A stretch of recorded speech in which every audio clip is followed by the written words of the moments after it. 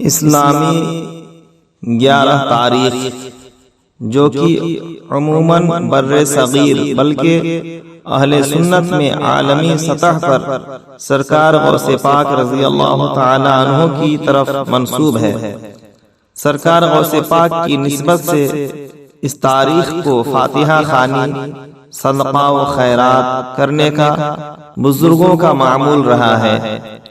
کتاب جال حق میں مفتی احمد یار خان نعیمی علیہ الرحمہ حضرت اورنگزیب عالمگیر علیہ الرحمہ کے دور کو نقل فرماتے ہوئے لکھتے ہیں، اس دور میں سرکاری نوکروں کو تنخواہ 11 تاریخ کو ملتی تھی تاکہ اس سے سرکار غوث پاک کی طرف نسبت رہے، اور عقیدت مند تنخواہ سے سب سے پہلے فاتحہ کروا کے اپنے لیے برکتوں کے دروازے کھولیں۔ بارہا بزرگوں کے معاملات میں یہی ملتا ہے کہ غوث پاک کی 11ویں کا وہ بہت اہتمام کرتے تھے، اور بہت سے عمل بھی اس سے منسوب ہیں جو حیران کن فائدہ بھی پہنچاتے ہیں۔ ایک بہت آسان عمل بیان کر رہا ہوں جس پر بہت سے بزرگوں کا عمل رہا، اور خاص طور سے حضرت صدر الشریعہ بدر الطریقہ حضرت علامہ امجد علی اعظمی علیہ الرحمہ کا اس پر عمل رہا۔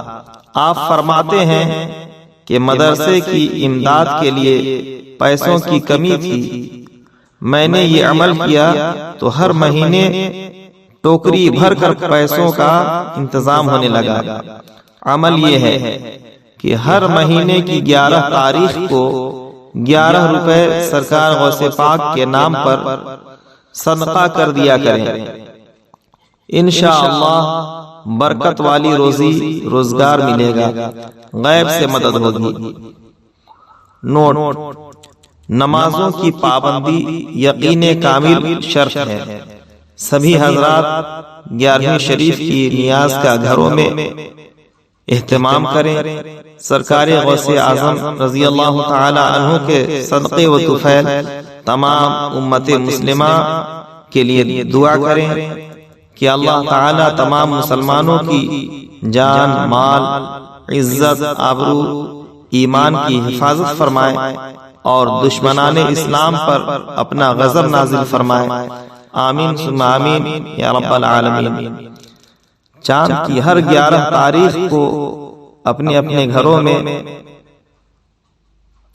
نظر و نیاز فاتحہ خوانی کا ضرور اہتمام کیا کریں، انشاءاللہ بہت ہی فائدہ حاصل ہوگا۔ ویڈیو پسند آئے تو لائک، شیئر، کامنٹ، اور یوٹیوب رضوی چینل لوہردگا کو سبسکرائب کرنا نہ بھولیں۔